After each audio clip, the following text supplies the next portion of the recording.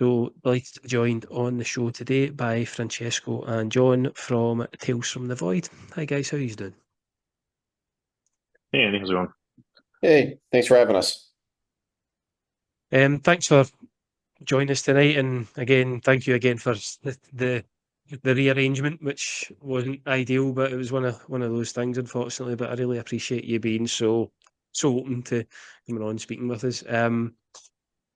Of So course. we won't go too spoiler heavy tonight, but with Tales from the Void, what can you tell us about it? I know it's premiering Screambox on the 13th, so tomorrow in terms of this recording. Um, what can you tell us about it without giving too much away? Francesco, come to yourself first. Obviously, you directed 3 of the episodes. Um, how would you describe what we're in for, really? Yeah, so Tales from the Void, it's a horror anthology TV series. It's all based on stories from the popular Reddit NoSleep community, which is one of the internet's largest online horror communities. So it's 6 episodes. They're kind of bite-sized horror. We touch on a lot of different subgenres of horror. And we had an audience member at one of our test screenings describe it as a fucked up Goosebumps for adults. So I think I couldn't probably put it better myself. That's kind of how we think about the show. Mm. And John, what about yourself? I can't add anything additional there. That was the perfect answer. So Yeah. So you mentioned the No Sleep Reddit, which was something that before I came across your show, I had been not involved with in terms of the writing and everything, but I'd read the stories and also a big fan of the podcast and great stories, really well told. How did you come to how did you make your decision for stories to tell from that Reddit? Was there a specific process, or did you just luck across something that you thought, "Do you know what, this would make a great short or a great 30-minute episode?" It's kind of a combination of like gut instinct and then also like rigorous criteria that we applied to reading them. So I spent like 2 years reading No Sleep stories to kind of curate it. Mm, We looked at like all the most upvoted, uh, um, all of the kind of contest winners, some of the podcast episodes, ones with interesting titles, or if we found writers that we liked, we would look at their I would look at their their catalog and read all of their stories. And then kind of the formula that we had was a gut punch ending, something that we could like inject theme or character into, or if it had character, we could kind of inject theme. We needed a little bit of both. mhm, But the idea was to show a different subgenre of horror within every episode. So we have a sci-fi Lovecraftian episode. We have a, Cronenbergian body horror. We have a monster episode. So we touch on lots of different subgenres. So I kind of tried to curate what I thought was interesting stories that were, very dark, short, and had a twist ending, but all felt very different. And it's a tough thing to like put my finger on of like to a certain extent, it was just stories that connected with me. So I read a lot of it. It was just like, what are the stories that after I read them stayed with me for 6 or 7 days, right? mm, That was a big part of it. But then making sure we had, done enough reading of the stories to actually properly service the community. So I think there's a collection of fan favorites in there. There's 4 episodes that were on the No Sleep podcast already that I think the No Sleep community will really recognize, and there's one or two that are kind of hidden gems that people might not be aware of that we can bring some interest in their stories and hopefully get people to look out for the original content on the forum. mm. And developing it for TV, is that a quite an arduous process? And this for yourself, Francesco, and John as well, is it? Did you find it easy enough to develop for TV? Obviously, you have to adapt the story to what's been written and read it. And was it? How did that come across? So John was the screenwriter on half the app. So John, do you want to talk about kind of the approach to tackling that? Yeah, so I think there's a couple of kind of like key things that we're kind of looking for typically when it comes to the adaptation. Mhm. Which is, the first is a lot of the stories in Reddit No Sleep are there's like time jumps inherent, right? Or location jumps in some way, shape, or form. So Yeah. for the purposes of developing it for TV, you're like, well, how can I condense it, right? I need the comeuppance to occur within the same time period of everything else, right? So that you're you're getting that gut punch in the moment. So there's a lot of work there to figure out kind of how do we play with time, play with location, and that sort of thing to make sure that, the story feels really streamlined and cohesive. The other Mhm. two things that I think are kind of interesting is a lot of the stories on No Sleep are first person, right? It's written from the perspective of you as an individual. So, Yeah. and this isn't the case with every story, but in some of the stories, the main character is a bit of an audience stand-in, right? Where they're purposely left this little bit of like a blank slate so that the reader on Reddit No Sleep can kind of put themselves in that situation and like that increases fear. For TV, that's obviously a bit of a problem. Like you want that character to have a personality, like a point of view, like key traits.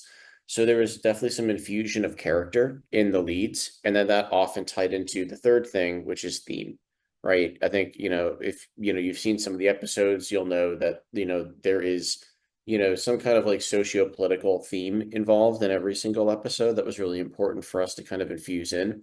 That was 100% part of the original story for some of these stories. Other stories, we kind of had to find the theme a little bit. So creating a character who'd be the perfect person to place within that theme was, I think, a really, important challenge. So those are kind of the three key things that we were typically thinking about when it came to the adaptation itself. But I don't know, Francesca, if you want to add anything else to that. No, I think that covers it really well. Mhm. And did you always have it as an idea for a TV show, or was there a horror anthology movie, maybe, or had it always been the idea of because I think horror anthology movies are vast at the minute. There's the VHS comes out every year, but maybe the TV show doesn't get the credit it deserves. And you have been able to develop a six-parter that allows for character development in a level that maybe isn't able to get processed in the shorter movie sections of it. Was that something in your thinking? So it's a funny one because I feel like John is the horror movie guy, and he knows probably every horror anthology that was ever made, but doesn't watch a ton of TV. And then I am the horror kind of TV guy or the anthology TV guy. Mhm. So we both are like students of Twilight Zone, right? But I am a huge Black Mirror fan. I think it's the best, one of the best like modern anthologies. And then, I had watched, a bit of Creep Show and also, kind of grew up on, Goosebumps and sort of Are You Afraid of the Dark and all those types of shows. And I kind of just felt like there's tons of horror anthologies, but you're like movies, but you're like confined by the format, right? So like Mhm. Southbound is like it all takes place on different streets and like VHS, they have the how they kind of shoot it. That's kind of constrained or like that it's found footage type of thing. Like Yeah. for me, I always felt like what's a great anthology or the ones that I grew up on was just consistency in tone and that they were short and like snackable, right? And I feel Creep Show's consistent in tone and short and snackable, but they're kind of more like horror comedy. We tried to be a little bit more darker and take the subject matter a little bit more seriously.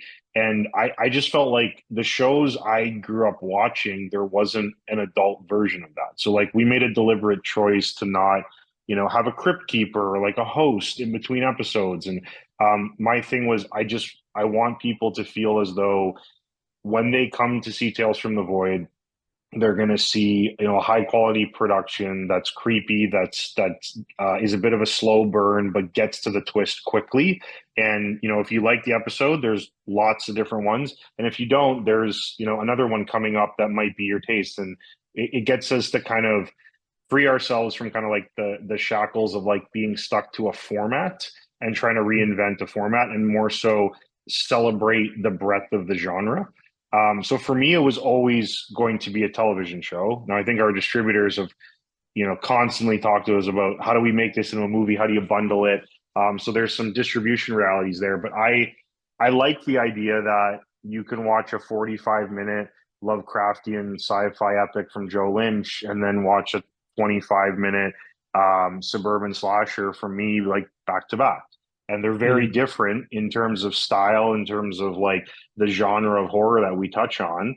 But there's a quality bar and like a tonal kind of through line that we have. So for me, it was always a TV format. I think where it expanded is we went from it being a web series to a television show very quickly. So this was supposed to be like a low budget YouTube thing, and then there was just so much interest in the idea that we scaled it from a very modest budget to getting to work with some of our favorite directors and composers and just build a whole team around it, which was awesome. Yeah, and for the record too, like, we wanted to do something that was tonally quite dark. We don't, we do love like the comedic horror anthologies, right? I mean, Paper Street Pictures is a production company on this. They make the scare package movies. We fucking love the scare package movies. Those are great. But that we just wanted to do something that I think is just a little bit different and a little bit more maybe mean spirited, I would say. Yeah, I think sorry. One of the things that reminded me of certainly was the older Outer Limits. I don't know if you would have watched them, and those definitely felt a lot more akin to the stories that you're telling because they were nastier. They weren't just Goosebumps was the kind of teen great stories to tell, and they're still fantastic stories to tell. The Outer Limits was that kind of step up to not an R rating, but maybe it would be. I don't know. I'm not too sure from the US sort of balance for it. But the Outer Limits was the bigger brother, and it feels like the stories that you guys tell in Tales from the Void falls on that side. It is nasty. It is. You hope for that maybe glimmer of light and that happy ending, but maybe don't. Maybe don't hope too much for it. Yeah, it's the feel bad show of the year. Yeah, I think that's the highest compliment too. Is like, to me, if we can be put in that box of Outer Limit and Twilight Zone, like that's kind of what we were going for. So the hope is to like bring in the hardcore horror fans, but also make it interesting for kind of general audiences that it gives you something to think about. So yeah, that's kind of exactly what we were trying to achieve. So I'm glad you felt that was a comparable. And it's I think you've done a fantastic job in the way you've balanced the episodes as well. Like you said, there is this Lovecraftian with Joe Lynch, Francesco. My favourite episode is actually episode 2, Fixed Frequency, but I'm a slasher head, so I'm going to go zoom in with that. I don't know if you can see the Halloween.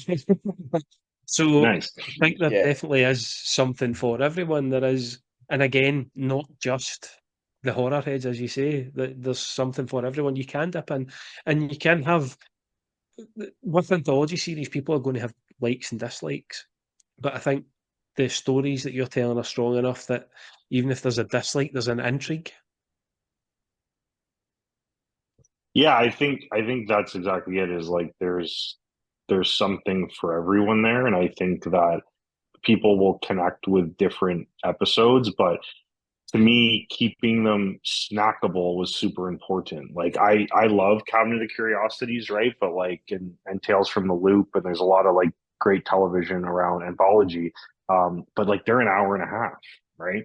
So you get an episode that you don't connect with, and it's like I just watched a full movie. And I think that's the tricky thing with Anthology. Like when we were talking with a lot of distributors about the show, like some of the feedback was the problem with Anthology is you get one dud episode and people don't keep going. And it's like, well, it's not that it's a dud, it's that you're exploring different themes and that might not connect with everyone the same way.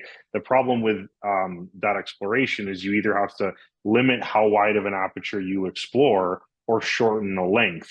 and we Mm. focused on shortening the length, because I think there's a lot of great stuff in horror to get into. Like if you look at how different Carrie is as an episode from so many other episodes that we did, like there's nothing supernatural, there's no killer. It's just kind of a story that seems like it could feasibly happen, and it's super dark, and it's more of a psychological thriller and like a body horror than anything. But I think it works. I think it's like such a great piece, and we specifically put it in the middle of the series because I was like, if we start with this, I don't think people are going to know what the show is. But you build to it with, we put Starlight before it, which is the only episode that has like some comedy in it, because I think we needed something lighthearted right before that. So that's been kind of the fun part, is like we're kind of making a soup, so to speak, and you got to be careful what ingredients that we're putting into it, and make sure that it all kind of like melds together in an interesting way.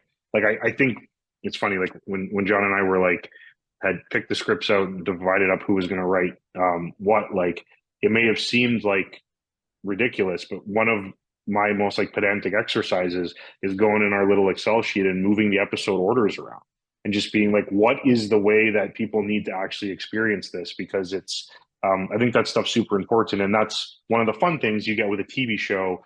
I think a little bit more so than a movie, because we don't have that guarantee that you're going to come back to the next episode, right? The movie, you're renting it, or you're in a theater, you're gonna watch the whole thing. We have to organize it in a way that keeps people coming back. And I think what's nice too is normally a distributor would be like heavily involved in figuring out episode order and things like that, right? Mhm. Like I don't imagine a universe where Amazon was not involved in the episodic order of Tales from the Loop, which is a great show. But I think what was so interesting about the work that we did is that, Francesco has that Excel sheet and was moving, and those episodes were moving around up until like April, May, right? Like it was not something that we just decided on and then set it and forget it, but like you're going through the edit, you're test screening, you're figuring things out, and you're adjusting the order accordingly. But we never like got a note from the distributor that was like, well, the order's got to be this, the order's got to be that. Like that's something that, Francesco kind of was able to kind of put the final stamp on, and we just moved forward and it was what it was. So I think that that's been kind of interesting as well. Yeah. And you've both kind of touched on the sort of themes of each episode. The first one is the Lovecraftian, the fixed frequency, in episode 2 is the kind of slasher based, and Carrie is maybe more grounded in reality, but religious kind of connotations as well. Did you have, when I know we spoke about picking the stories you were going to tell from the No Sleep Reddit, did you have anything that you were maybe not apprehensive to include, but is there maybe an aspect of religious horror that you weren't too sure about including, which can be quite controversial either side of the divide? Was there something that you really, was Carrie something that you went, maybe not"? It's a good question. Like it's funny, like that episode when we picked it out, they didn't have all these laws and stuff in the States. This was Mm, 4 or 5 years ago. So the scary thing is that episodes become more relevant since we decided to do it. yeah. I think the thing that we quickly realized, and John can probably tell some of the story, is like in trying to, tackle writing it, we quickly realized like two guys shouldn't be involved in this narrative at all. So we brought in Marie and Trisha Lee, which seems obvious now, but was kind of silly at the time that we were trying to like approach it. So we brought in Trisha, who's an unbelievable writer. She's been on the Blacklist twice. She's like fantastic. And Marty, who directed it, did an amazing job. And I think I was excited about the idea of having an episode that was that grounded. And Mm, I think to me that was kind of the fun part about it, is we have kind of the fanatical and kind of the supernatural in a lot of episodes, and that's really just a grounded episode. So there was, I grew up Catholic. There was some concerns about the subject matter. I think the way we tried to articulate the story, or the way I think about it, is that when you legislate religious belief into law or impose that on other people. You have to accept the fact that there are areas of gray that people are affected in. And this is a good example of that, of like, this is a gray area that could happen. And what we tried to do is just, whether you agree with it or not, we want to show you that that gray area exists and you have to be comfortable with that gray area existing, right? So that was kind of my approach, was like, you know, saying to, and I think Marie and Trisha did an amazing job of this, is they came back and just said, like, you know, let's not take this in a horror direction, or not necessarily a horror direction. Let's not take this into like supernatural, or like, I think we had like monsters in it at one point. They were like, let's just make it about someone's, you know, having a baby that might not survive and could, you know, end up killing the mother. Like, just make it very like matter of fact, and it's based on a real disease and real risks in pregnancy. So the idea was, although that you know, the character of Norman is a bit exaggerated, the situation is a gray area when in the States with like some of their laws that like actually exists and could actually happen. And so what we were trying to basically do is hold a mirror up and say, just like, do you feel comfortable with this? Right. And you can kind of let the audience decide on how they feel about it.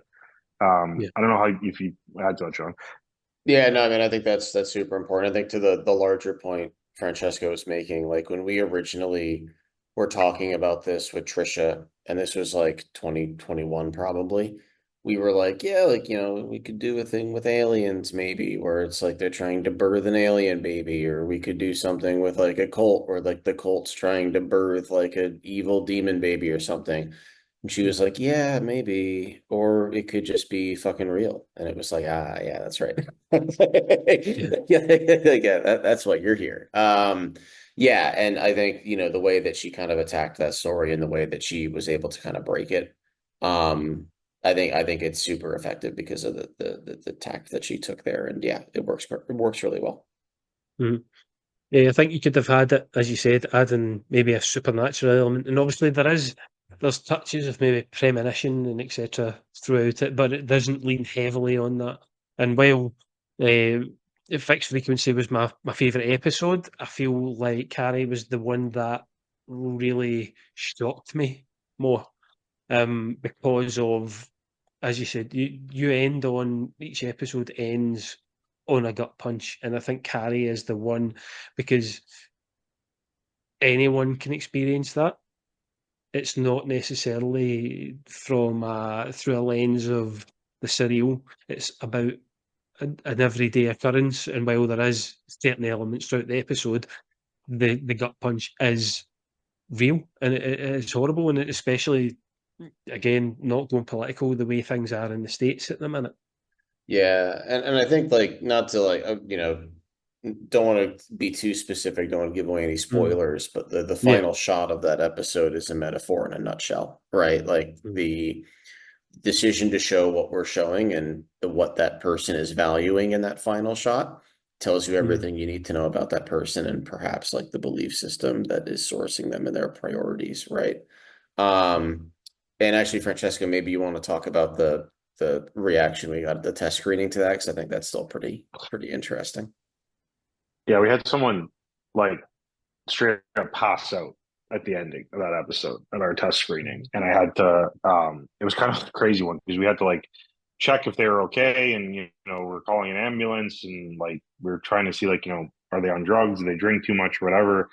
And the guy was like, no, it's just I didn't eat dinner, and like that ending was just super eerie and just really affected. And it's one of those things where you're like, I hope you're okay, and I don't want to, you know, I want to make sure everything's fine. And we, you know, got the guy on his feet, and he was okay and made it through the rest of the night.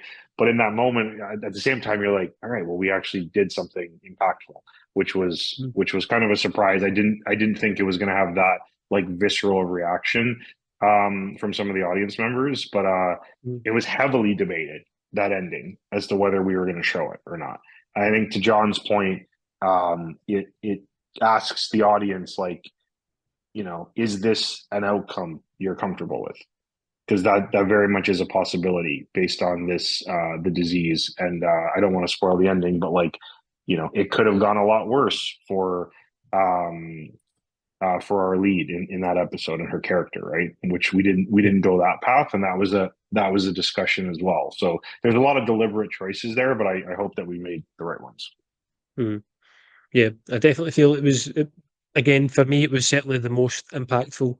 Beautifully written, beautifully shot. That last shot was fantastic and horrible at the same time, which is fine. Like, it's exactly what I wanted from that episode. I didn't want it going to. It stays ambiguous to a certain level in terms of either side of a divide, which is always a really tough thing to do, I think. And Francesco, for yourself, obviously I mentioned earlier on that you directed three of the six episodes.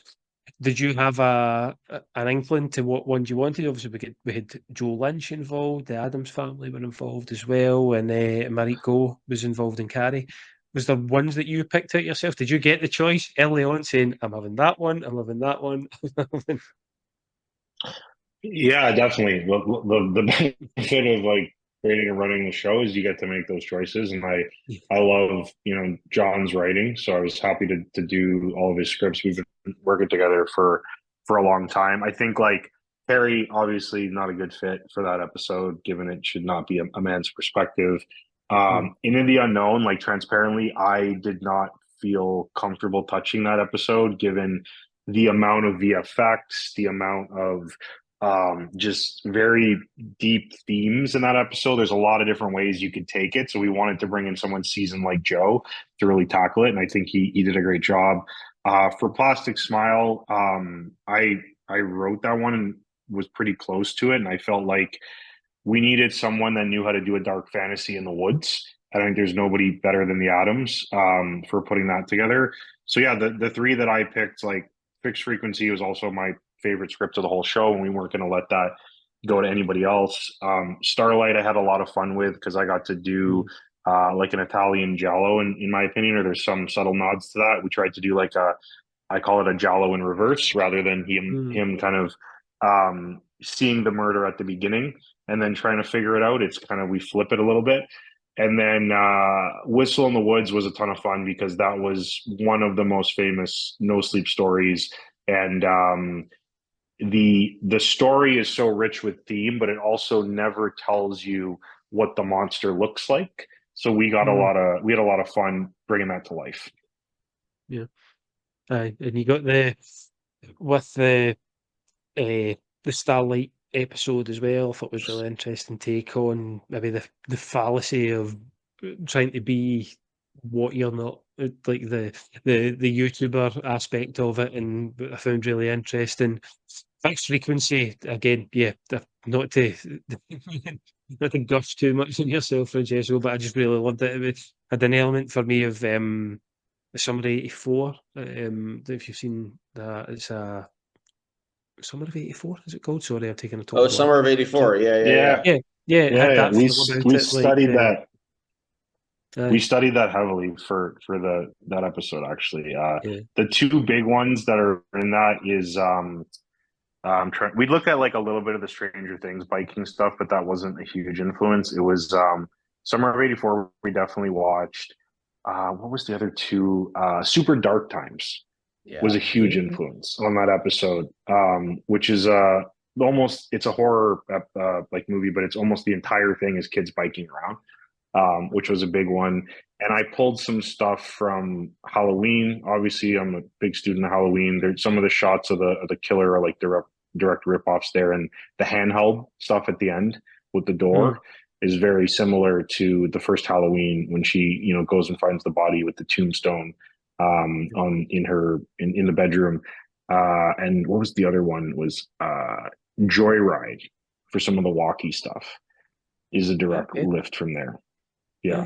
interesting.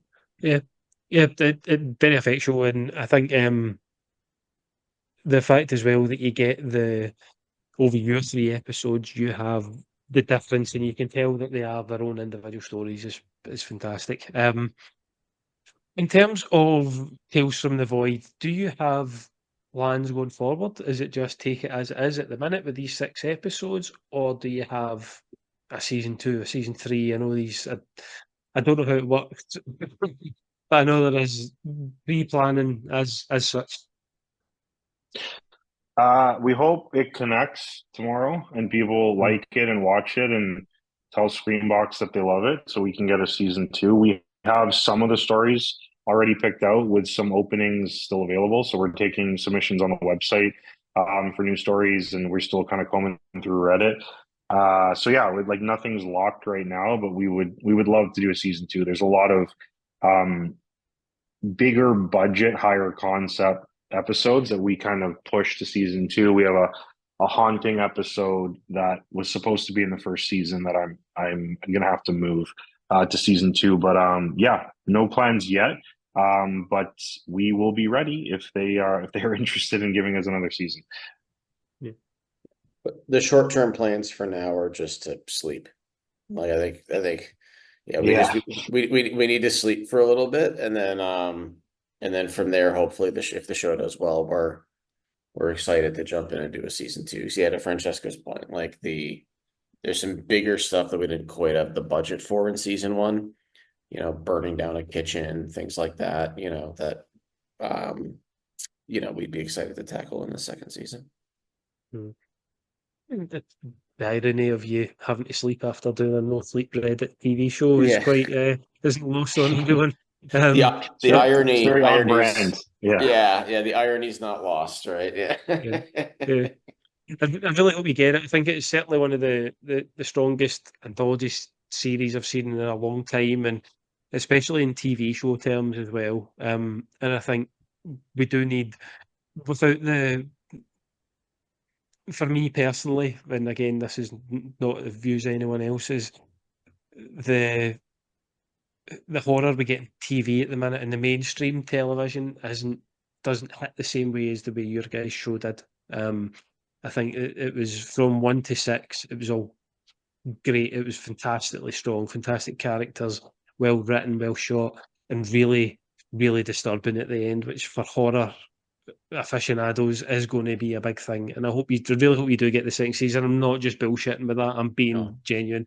I think I was completely hooked from episode 1, and yeah, fingers crossed for you anyway, and good luck with tomorrow, obviously.